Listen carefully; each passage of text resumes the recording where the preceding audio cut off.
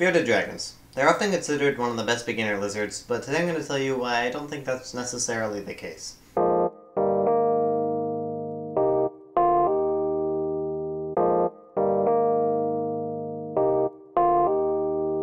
So first off, let me say that I love bearded dragons. Bearded dragons are awesome. I've got Molly here. I got to introduce her in a video I did a couple weeks back, just introducing her to the home, which you can check out with the iCard in the corner. And then here in my hand I've got one of our Emerald Scales rescues, which you can learn about in the description if you're interested. I also kept a number of adult beardies several years back when I lived in California, so I do have considerable experience with these animals. These lizards are often marked as great beginner lizards, great first-time reptiles, but this description has a few issues with it. First issue is their size. Now this bearded dragon and this bearded dragon are currently fairly small, and that's because they're juveniles. Animals of this size require about a 10-gallon enclosure, but they grow big and they grow fast. Within a couple of years they can reach 20 to 22 inches. That's a pretty big lizard, nearly 2 feet. This means they're going to be requiring pretty large enclosures. Ideally, an adult bearded dragon is going to be housed in an enclosure that's at least 4 feet long on its longest side, and that's quite a bit of space. Now compare that to the leopard gecko, which I would consider to be the best beginner lizard you could ask for. Something like this is not going to require any more space than a 20-gallon, no more than Molly's in right now. They're not going to get super big.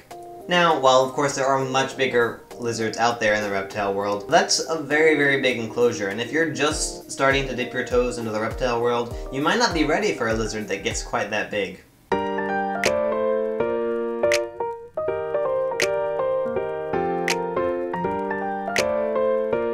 Secondly, I want to talk about their diets. Bearded dragons are a little bit more complicated. They're omnivorous, which means they eat both plants and meat.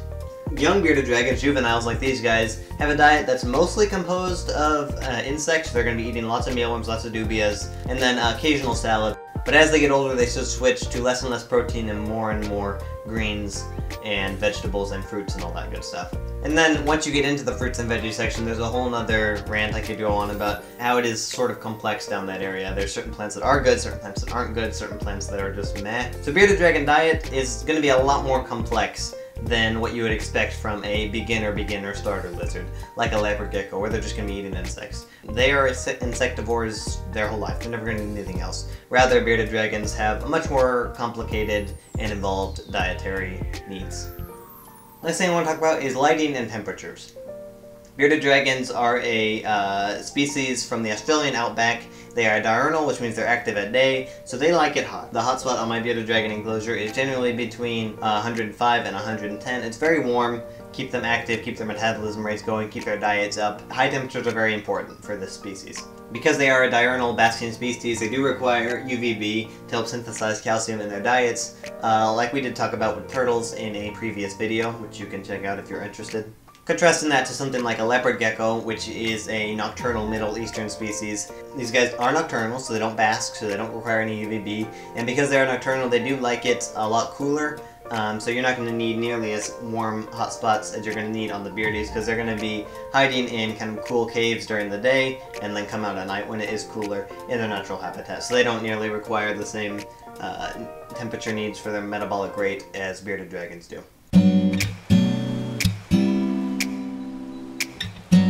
Last thing I want to talk about is temperament. Most adult bearded dragons you'll see in the pet trade are very calm, great with handling, sociable, big teddy bears really. It takes work to get them there. This guy, for instance, he's kind of frozen right now. He's just kind of waiting for something to happen, but if I put him down, he would take off. He's very, very flighty. He is a rescue, and his previous owners did not handle him a whole lot. So he's very flighty and is not afraid to bite either. So if a bearded dragon does go its whole life without being interacted with, and someone goes to pick it up, you know, if you're talking about an adult bearded dragon who's 2 feet long and not afraid to bite, that bite can be pretty painful and will most likely break your skin. So if you're not interacting with an animal while it's growing and maturing, and making sure it's receiving the right human interaction that it needs to be a good handling animal, you might end up with a very nasty animal.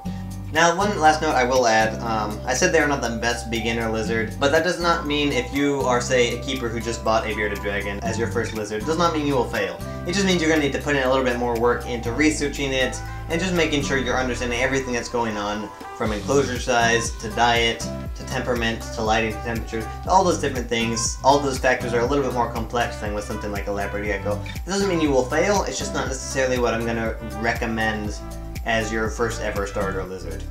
So if you are watching this and you were planning on buying a bearded dragon soon, or just got one, don't be freaking out. It's fine if it is your first lizard, it's just good to be aware that it's going to be a little bit more complex and not necessarily the bare minimum basics starter lizard. Does that make sense? Well, if you have any comments, questions, or concerns, feel free to leave them in the comments section below. Hope you guys enjoyed this video. I certainly enjoyed making it.